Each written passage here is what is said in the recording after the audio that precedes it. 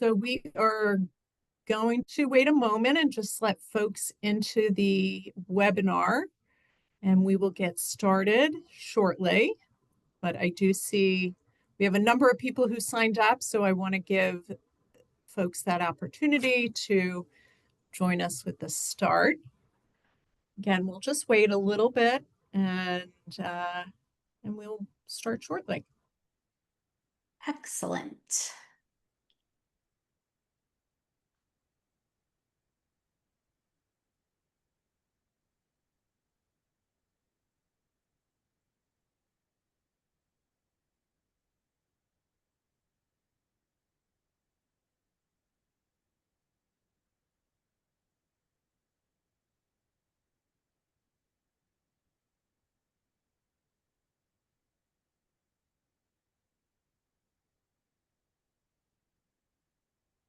I'm going to wait a little bit longer.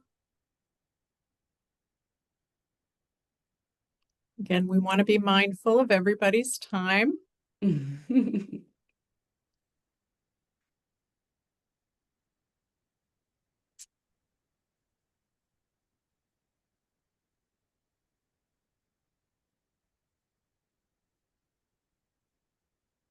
Okay, I think we will get started. It is 12:01. So first, let me welcome everyone to our webinar for Busy Lawyers series entitled 3 Steps to Clearer Communication and Less Stress, presented by Tracey Bromley Goodwin. I'm going to introduce her momentarily. First, I am Amy Levine, Director of Programs and Volunteers at Lawyers Concerned for Lawyers. I will be your host for today.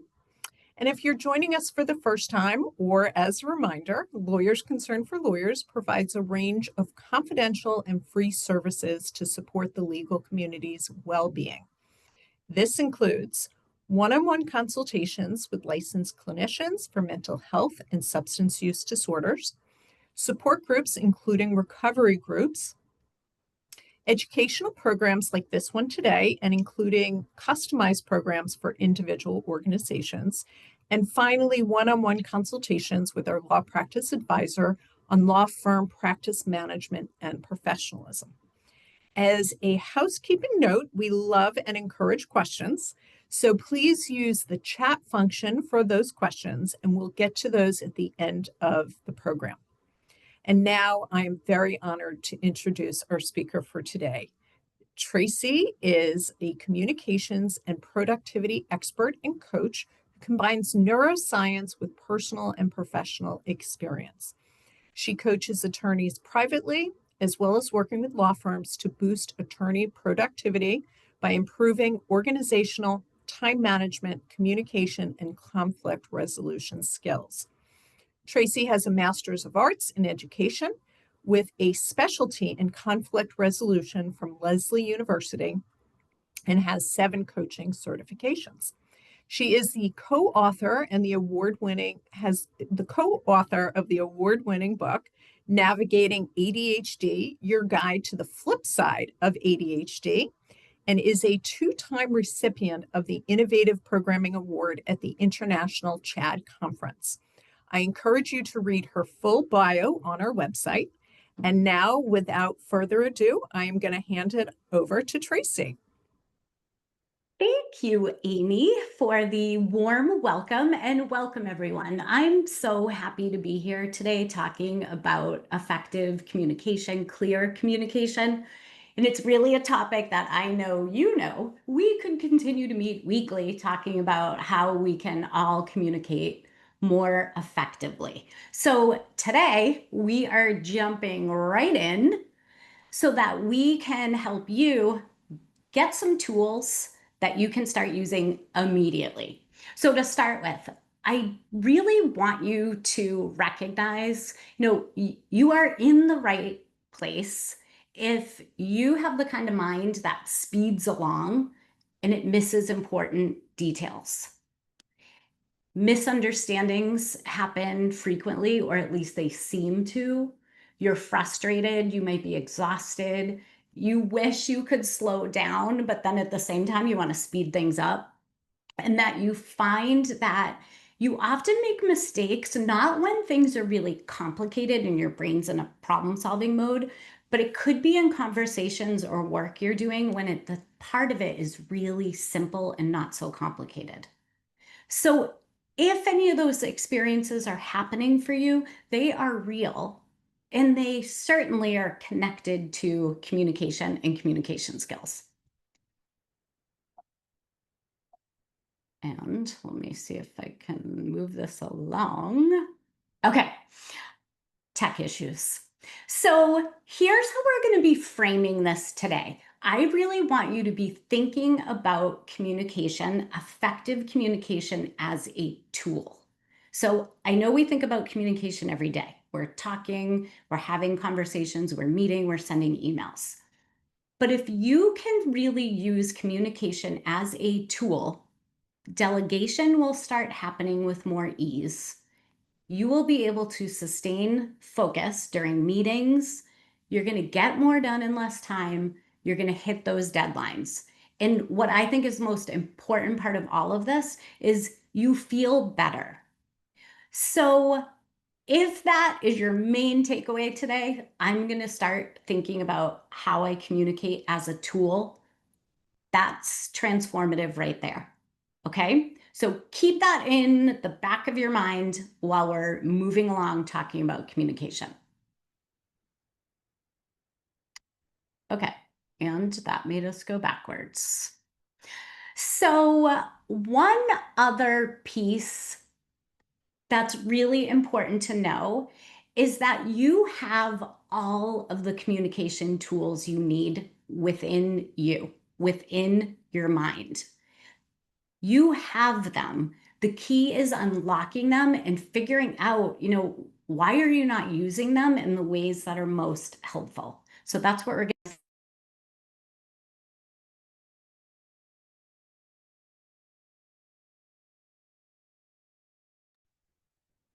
Tracy, you muted yourself. Thank you. I just saw that pop up. I'm wondering if you have ever heard or said the following things. You're too loud.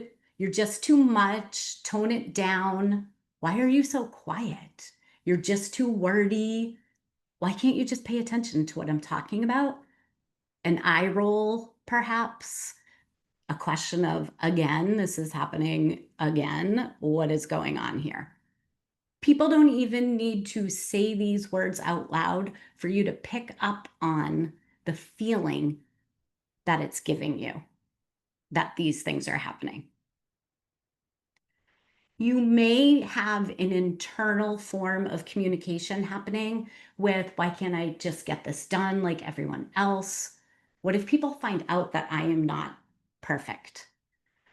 I'm supposed to be in charge and I can't keep it all together. What's wrong with me? I'm a terrible ... I should have done. And I just seem to miss the most simple things all the time. What's really important about this is whether you have or haven't, you are communicating with someone who has. There are people you are interacting with, whether it's colleagues, whether it is someone on your staff, whether it is a client, whether it's someone at home. And it's really critical when we're thinking about communication that you understand yourself and how you're communicating, and you look outside of what are the words. And you also are open to understanding those people around you. So it's both. It's reflective, and it's also thinking about what's happening when I engage with whoever is on the other side. So I had to just get a little humor in here. So I love this, holding the thought in your mind, trying not to interrupt the conversation while you're hoping the topic doesn't change. I'm sure if I could see your faces and we did a little show of hands, this is familiar for many people.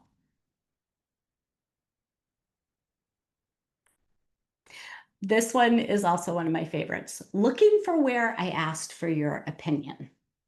Again, if we raised our hands, I'm sure that we throughout the day can all agree we are filtering our interactions with other people, and it either causes our communication to go in a positive direction or it pulls us back and it becomes very draining. I like to bring a little laughter into it, and this one I thought was especially funny. So let's get into what these steps are that are going to help you. So, leveraging your natural communication skills by ditching the distractions that prevent you from using them. Now, this is a little wordy, it's a little abstract, but it's also really simple. If you can start identifying where are my natural skills, and if I could block out what's distracting me from actually focusing on my strengths, I could showcase those communication skills. So let's think for a moment about your communication skills. And this is one way to think about your communication skills and how they are expressed. You might be someone who likes to communicate through visuals. You might be someone who likes to communicate kinesthetically, which you might not even have thought of before. But it's the person who likes to be, maybe like I am, using their hands. It's the person who wants to pick something up and show you. It's the person who uses an example in their hand to explain something. It's the person who is using their whole body to communicate. Intuitive communication is really important. When we're able to slow our minds down, and if you have ADHD and feel like, I don't even know where my intuition is, or I just can't even like keep up with it, it is there, and it is my opinion and perspective through my experience that your intuition, in fact, may be very, very helpful when you are able to dig into it because you experience all of this at a deep level. Nonverbal communication, we've heard about this before. We know what that is. What's our body language? What's the expression on our face?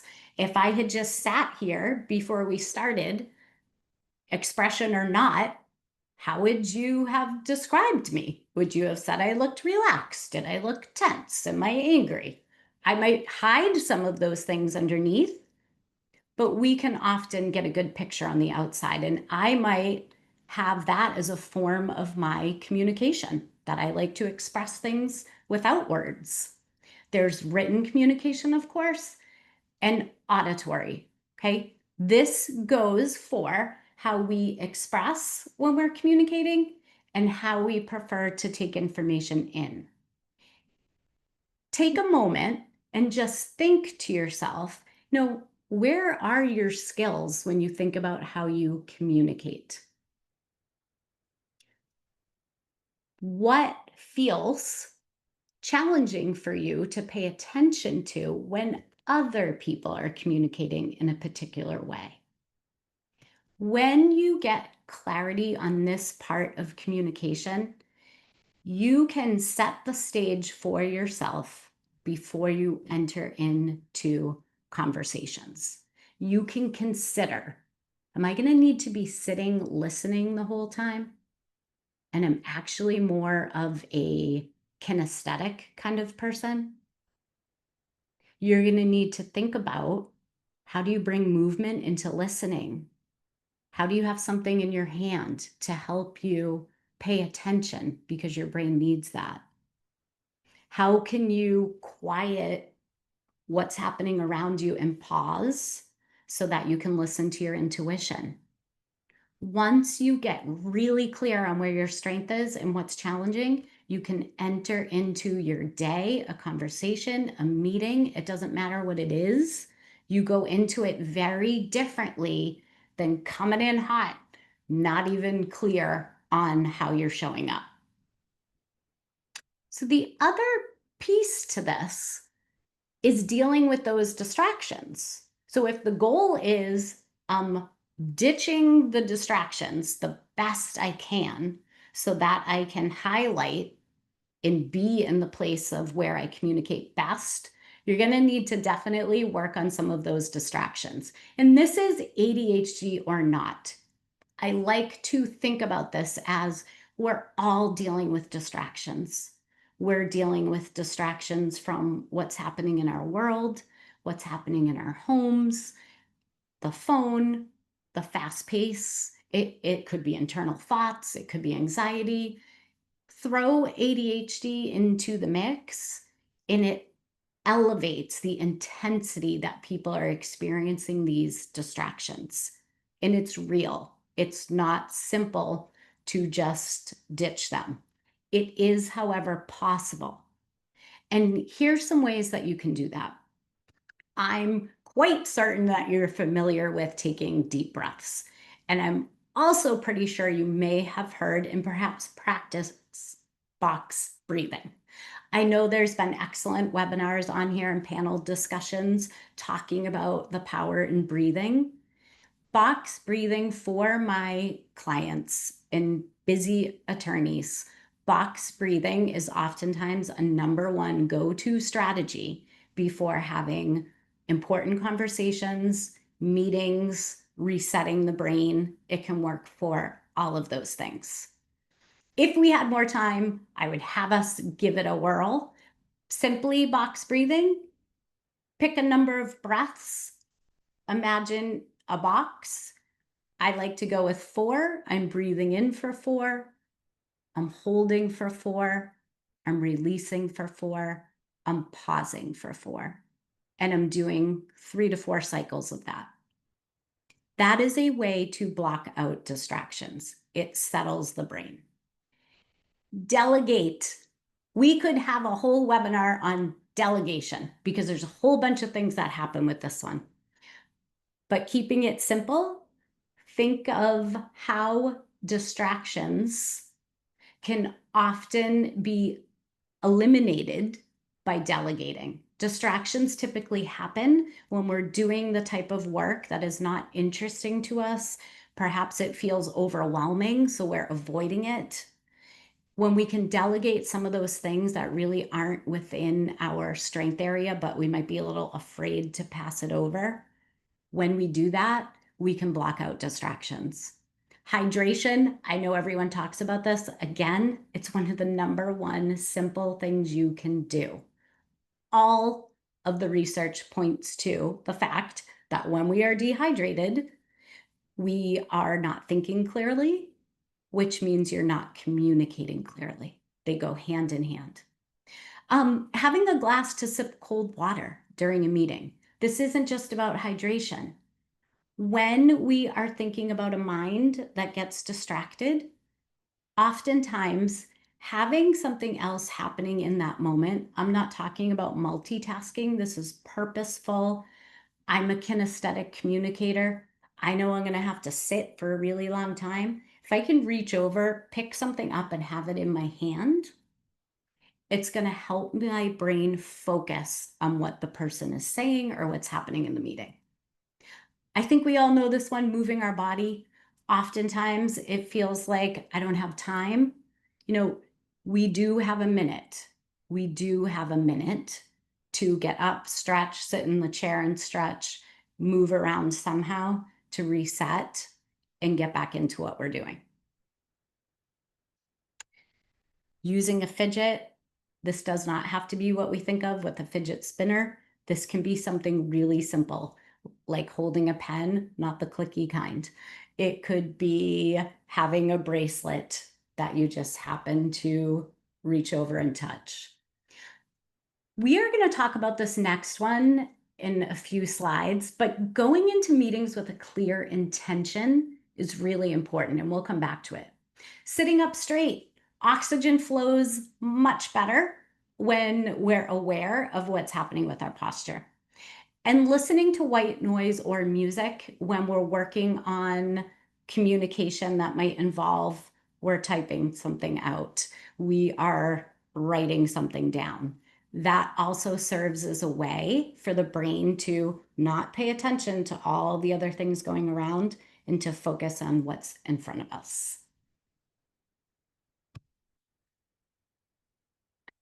Okay, step 2.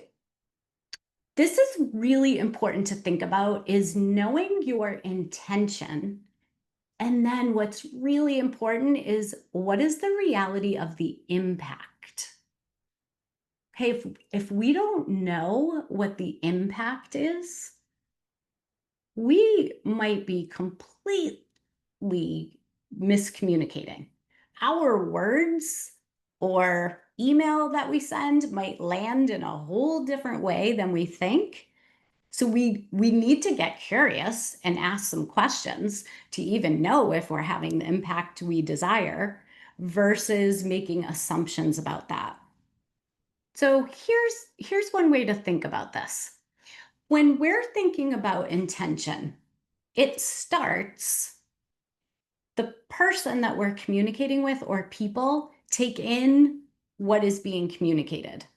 Okay, so that's happening right now. My intention is I want you to have a new way of thinking about how you communicate, and I want you to leave with some tools. The mind starts churning. So the person you're communicating with is processing. Perhaps they've drifted off and they're no longer communicating with you or engaged with you, but the mind is going. At some point, the person decides on the meaning. So it goes into the mind and it's figured in with everything else that's in there. They decide on the meaning and then it ends. You stop talking or they finish reading the email and the impact has already taken shape. So there's a whole bunch happening here that we have no control over whatsoever. But we do have control over what do I want the takeaway to be for the person who's on the other side? What's the best way for me to say it and communicate it? And what is the best way for them to hear it? So this takes some collaboration sometimes. It's checking in to make sure, did you understand what I said? Do you have any questions about that? Can I pause for a moment and let you think about that? So we want to make sure that we're checking in on this part because when we get busy, we just like go, go, go, and oftentimes can be unclear on what our impact is. So there's other ways you can also think about this idea of impact. You can know your audience. So as best you can, knowing what am I walking into? What's this person's communication style? If you know it, am I going to need to talk more than I usually do? Am I going to need to say less? Am I going to need to move around the room? Am I going to need to be still? Also, knowing for those of us who get nervous or stressed before conversations, when that happens, our IQ, our cognitive ability drops significantly. So if you've ever had that experience of you get a little heated and you're like, I can't believe I said that. I can't believe I hit send on that. It's because cognitively you're not thinking like you usually would. So when we can be proactive and prepare a little bit, oftentimes my clients will script. They will write down and practice. Here's what I'm going to say, even for things that are not that complicated. If they know there's a chance, they're going to stumble over their words or get caught off guard. This is the reality testing what might come up in a conversation. So you can think to yourself, what might kind of throw this off course? Could someone get emotional? Could there be a question that I might not be able to answer? And if that's the case, what am I going to say? If I start getting overwhelmed, what's my plan? And one of my favorites, and I'm sure some of you have heard this and used this before, is always replacing the word and for but. Okay, when we are talking, hey, you did a great job with that memo, but next time, can you? It completely takes away from any positives. So when we want to be sure about the impact of our words, we need to pay attention to the language that we're using. And of course, recognizing your communication style. And we could do a whole talk just on that, I know. I'm going to come back to this slide because I want to make sure we have this last step in here as well. So step 3 is thinking about, are you responding or reacting? There are times where reacting is necessary, like in emergency situations, you could say. Most of what we're talking about when we are working, we really need to be responding purposefully. Responding doesn't mean it has to be slow. It doesn't mean that it's everything freezes. We can have the pace of a reaction, but a response is always going to be more.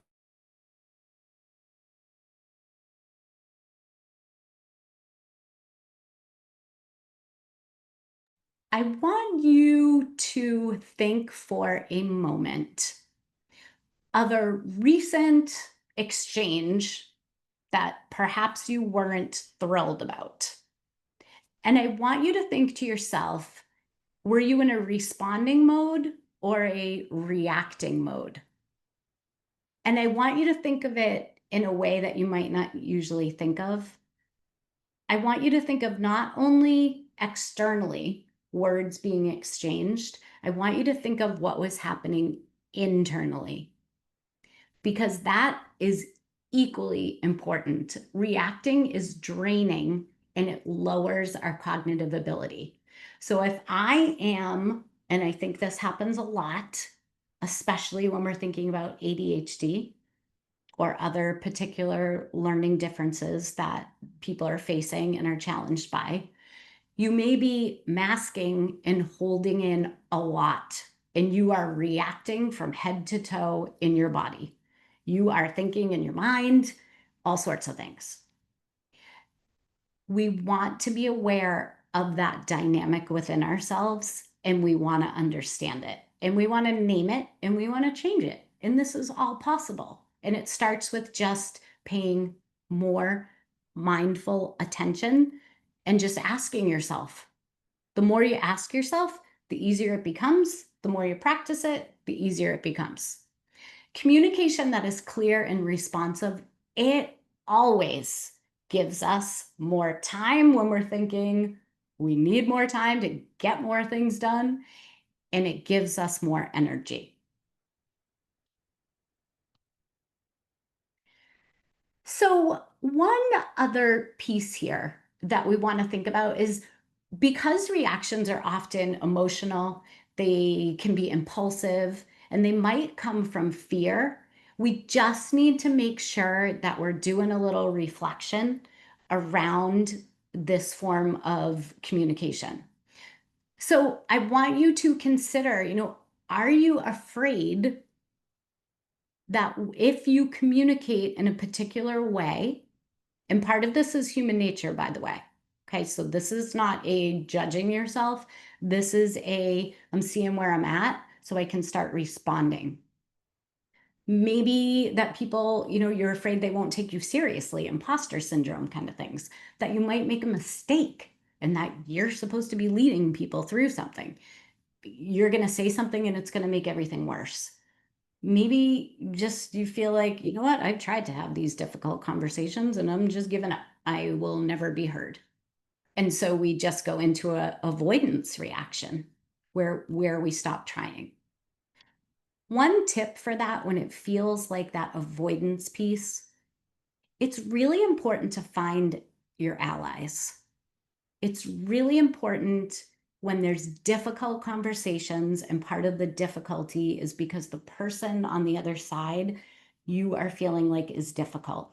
You cannot control or change that person. You can start thinking about this idea of responding, though, and having allies for support and to practice conversations can make a big difference when we're making this pivot from reacting to responding more.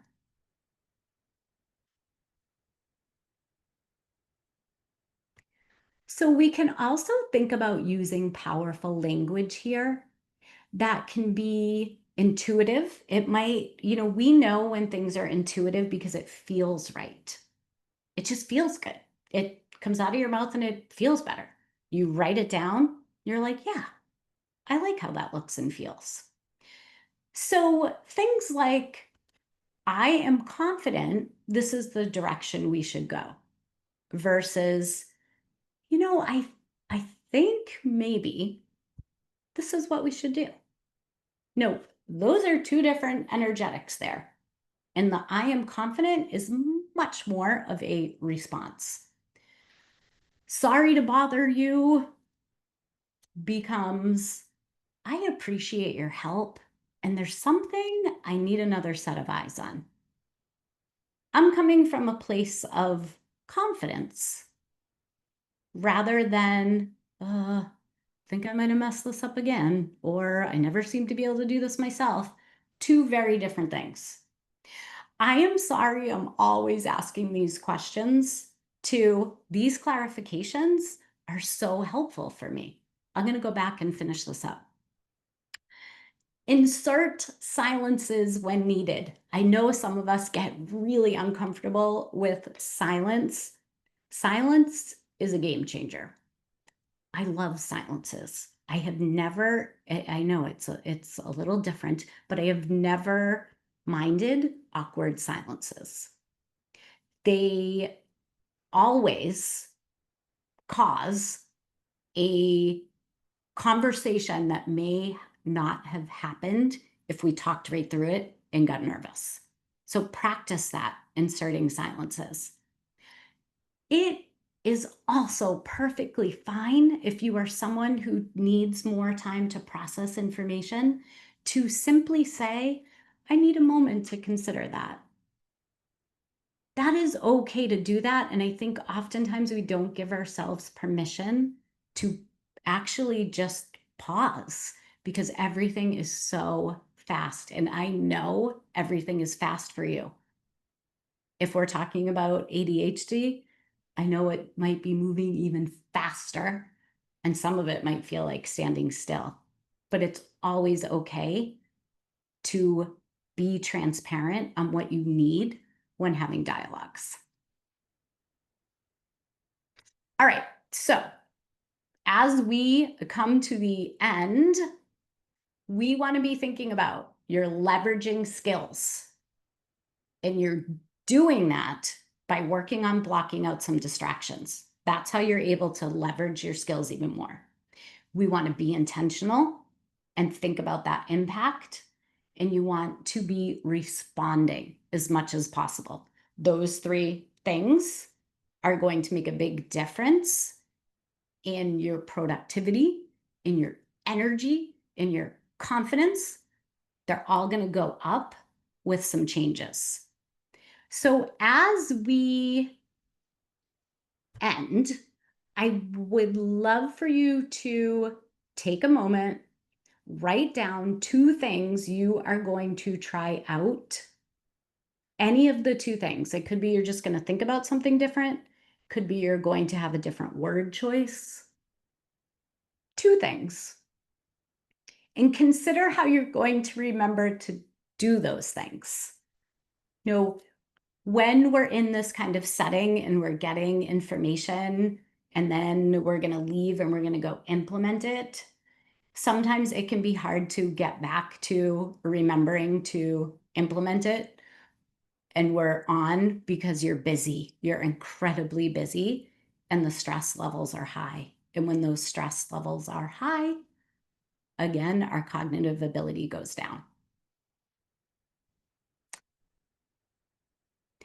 I'd also love to offer anyone who you want to talk about this more, you want to think more, whether it's ADHD related or not, related to productivity, communication. I'm offering for all of you a free call to hop on 30 minutes and think about this. If you know someone or going into law firms to work on these things collaboratively with people is something that I do all the time. Please use this QR code to get that scheduled, and you can always visit my website, Please email with any questions that you have. And it's been a pleasure giving you some information on communicating clearly. So Tracey, Yeah. thank you so much for the great presentation. And we have some questions. I want to get to those shortly, but just in summary, and by the way, for the audience, I'm fine saying this. I do have ADHD, self-diagnosed. Anyway, so this was good information. Again, knowing your communication strengths, that's important to note. And also during meetings or conversations, picking something up. I think that is helpful. I mentioned that LCL, actually, we have textured stickers that I think is helpful for folks.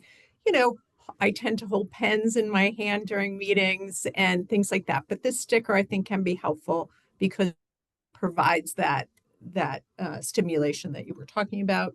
And Yeah. something that is so, I think, sometimes overly talked about but not really paid attention to is hydration. And it is true, when I find that I'm not drinking enough water, I am tired, I am sluggish. And so I think, again, being dehydrated does make a difference. Yeah. I also just wanted to mention really quickly, again, as somebody who has ADHD, I have found otter.ai to be a really helpful tool. If you're having a Zoom meeting, something like that, it records the meeting. It provides a transcript for you so you can go back and reference things that you might have missed. It summarizes the meeting for you. It talks about action steps. So again, using technology, I think, to help with some of these things is important. Yeah. Amy, I'll just to piggyback on that, Yeah. for those of you who are more auditory learners and communicators, you can also, and you can Google this, there's a lot of different free versions, but you can also have a transcript converted into audio and then you can listen to it. So Excellent. I'm glad you mentioned that because those tools are available and why not use them? Yes, so that's a great point. Right. It's nice to read. So I guess that speak to my Yeah. style. Yes. So you would also ask for people to think about two things that they could do. One person says they're going to substitute and for but by practicing this substitution, and they'd also like to insert silence. And would you be able to share an example of inserting silence? Yeah. Yes. Um, so inserting silence works especially well for people who, one of two things, might get nervous, so they fill the silence, or for someone who just doesn't stop. You could be the kind of person who you keep going without checking in. So a silence could be you are leading a meeting and you feel you've said quite a bit. You would say, I'd really like to give us a moment to think about what I just put out there. And then you just don't say anything. You just wait. When it feels, you will feel it when it feels like it is time to talk. If it's a difficult conversation and someone says something and it just doesn't land quite right for you, you could pose a question to that person and say, could you repeat that for me? There's usually a silence that occurs there because it's a little uncomfortable because the other person has to then think about what did I just say and sit with that silence. So those are a couple of examples. So to get started with it, try it out. If you're having an emotional conversation with a client and they're emotional, use the silence then to sit and not say anything. And that can feel uncomfortable, but really transformative to just allow that emotion to just hang out there for a minute while it gets processed. And you can always know that if it's a meeting situation and you ask a question and no one responds, someone will eventually talk. So you really can count on a group. Someone will talk eventually. I have never in 20 years facilitated meetings where if I feel like a silence is needed and I just stop talking, someone always talks. I will be the one to talk. So we have a lot of thank yous in there. Somebody else mentioned the language change is so important as well. I particularly liked the I need to consider that again because my brain needs some time to catch up and think about it, and so that's a good way to hold Yes, that. absolutely. So somebody else mentioned excellent program and tips. A question on observation on dealing not with general meetings, but with selecting jurors. So this is interesting. As a courtroom lawyer, the communication process is critical. I think your tone and style is very big in that setting. We need to keep the prospective jurors' attention at all times. This is difficult work and communication skills are paramount. Any comment on that? I would agree completely in how important it is to think about this. And I think one thing is it's kind of like a tip of an iceberg. Like when we make assumptions on that tip of the iceberg, and that drives how we are communicating. So when we're communicating, not knowing all that much, we need to be really aware in our mind. Am I reaching all different types of communication styles? Am I meeting with my body language, my tone of voice? Am I reaching as wide of an audience as I can? And that's really important. Again, it goes back to that intention and impact. And I think it's a great point to be really mindful of that there's a lot of power in words that we use and how we show up on what our body language is saying and doing. So I would have it in my mind, am I reaching as many as possible, knowing that I have my own strengths, they're not everyone else's. And something I noticed about you, Tracey, is that you do speak slowly. And I think that's important for people who people can process that information easier. It's not going at 60 miles per hour. And I just think about this person who mentions that when you're working with jurors, you don't know, do some have ADHD? Do they have other processing issues? And that if you do want to capture everybody, maybe it is best, I'm not a lawyer, just for the record, to speak slower and let people follow along and be able to keep up with those comments and what you're saying. So that's something that occurred to me about your presentation, is that you do speak very clearly, very slowly, so easy to follow along. Great point, Amy. Again, so we do have one other people saying very helpful, great points. And I think that is it for our questions. If somebody has, we just had a new one come in. Are there any ethical issues around using AI to record, transcribe conversations and meetings?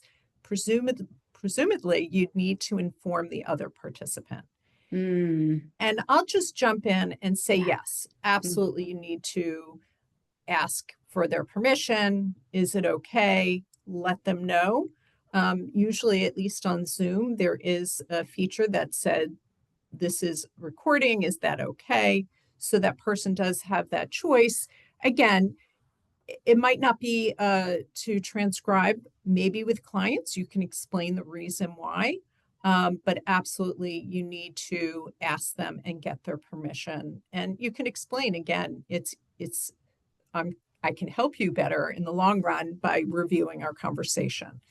So great questions. So there are ethical issues. And I would also direct, because I am not a lawyer, I will direct those types of questions to the senior law advisor, Luz. You can make an appointment with her if you have any questions, again, by going to our website and scheduling something with her. She is our expert on ethics, as well as Stacy Best. So again, if you have specific questions, but I think that is a good point. Yeah. And usually, again, if I am going to record any meetings, I do always make sure I ask and get their permission. Great question. And, while we're thinking about meetings, another strategy that can be used when you're not able to record or you're in a person-to-person meeting can be to have a template that you always have with you where you're just kind of filling things in on this template, not only to capture the information, but to have that focus. If you are someone who your mind will drift, having a template already made out that you're going to use can keep your mind engaged in what's happening in the moment. So if you are the kind of person who you like to be taking notes, there's always reasons why. Your brain is partially using that to help you stay in tune with what's happening. Excellent. So it looks like we have answered all the questions that have come up. Again, people are appreciative of the information. And just so people are aware, you will, within minutes, get a Zoom recording, a cloud recording of this presentation if you want to go back and review. And Tracey will also send along her slides. Just going back to also taking notes in a meeting. Sometimes, I'm just going to mention again while we have some time, I am taking the notes and people are continuing to talk. And so sometimes I miss, I get two of the 3 points and then I miss the third because I'm so busy writing the other two. Any suggestions on that?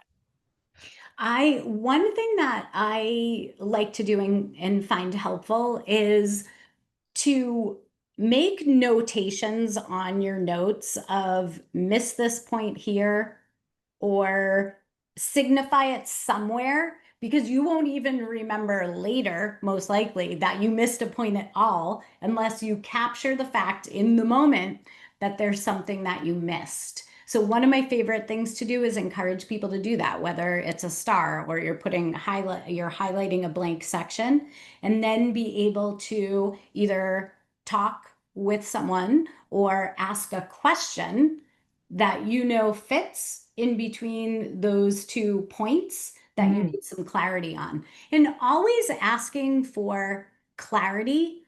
Again, we get fearful of what is everyone going to think because I missed that point. Like they just said it. People that are providing you information, they want you to get that information. So asking for a point of clarification, or I think it looks like I might be a little confused on my notes between this point and that point. Could we go back to that for a moment? There's ways to ask questions and get the answers with just authentically communicating. No one is perfect at any of this. And you never know what's happening for the person on that other side. Excellent. Thank you. Yeah. So any other questions? It looks like I'm not seeing anything in the Q&A or the chat. So here is potential last opportunity to ask any questions you may have.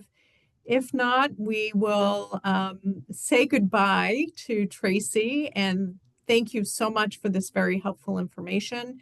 Thank you everybody for joining us.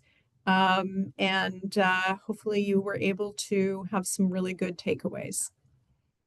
Thank you, everyone. It was a pleasure to be here. Thank you so much. All right. Bye-bye.